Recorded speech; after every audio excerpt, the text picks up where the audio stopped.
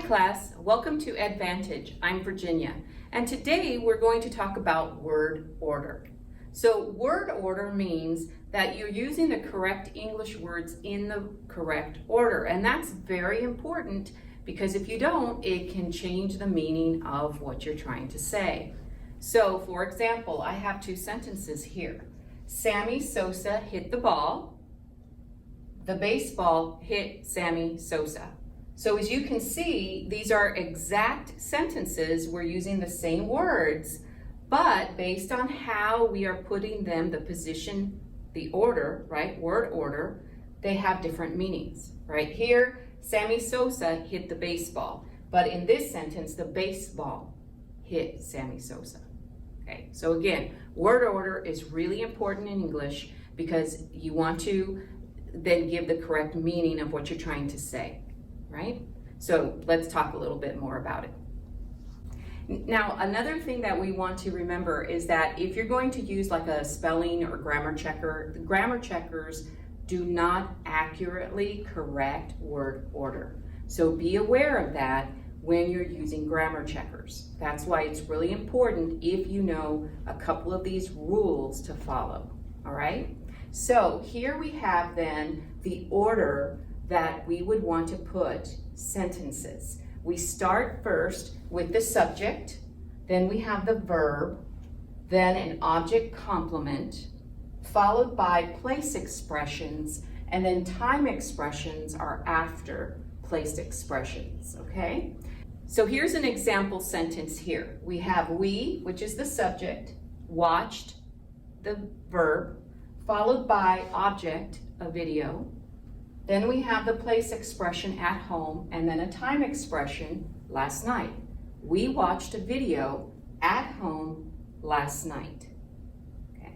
Two rules that you must follow when you're doing word order is number one, never put anything between a verb and its object.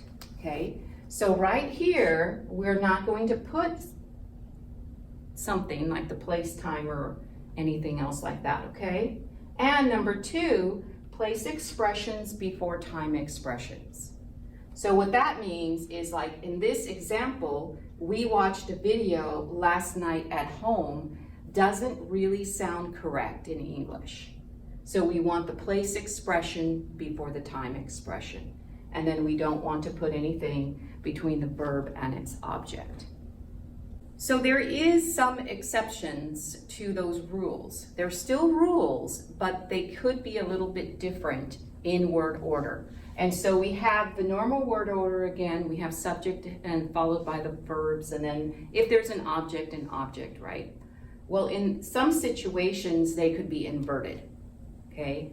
Meaning that the verb may go before the subject, right? And in that case, like questions, right? Which car did they buy? So we have here, your verb is did, but notice that the subject is not before it, okay? It's they. Did buy, they is going in the middle. We have sentences beginning with there, and we did have a video that we talked about the word there, and there is with the verb to be.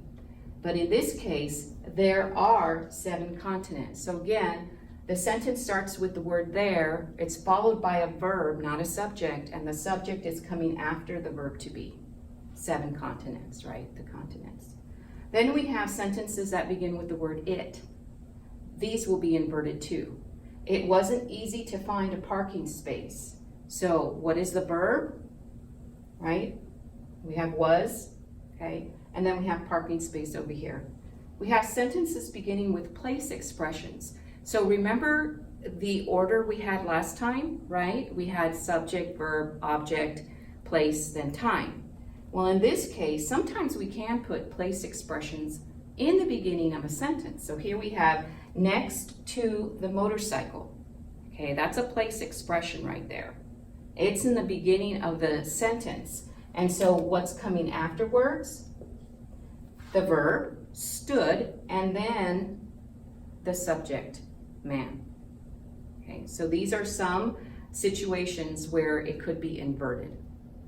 So just be aware of that.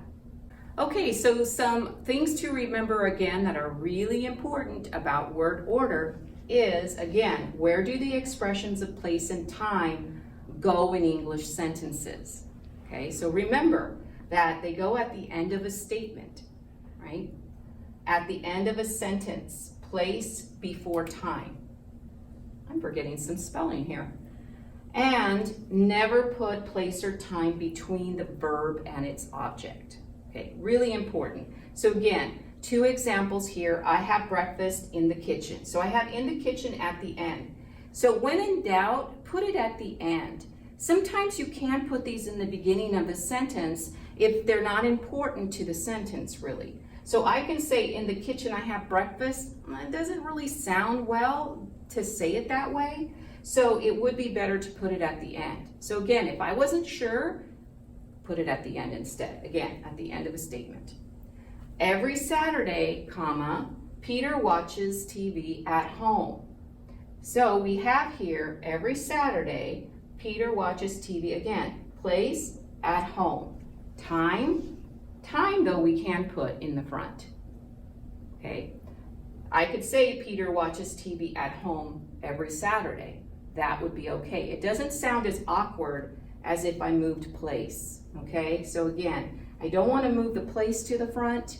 I want to keep it at the end, but time expressions can go in the beginning or at the end. So if you follow those simple rules for word order, you should be writing good sentences in the future. Okay? Thank you so much for following me, and I'll see you next time on Advantage.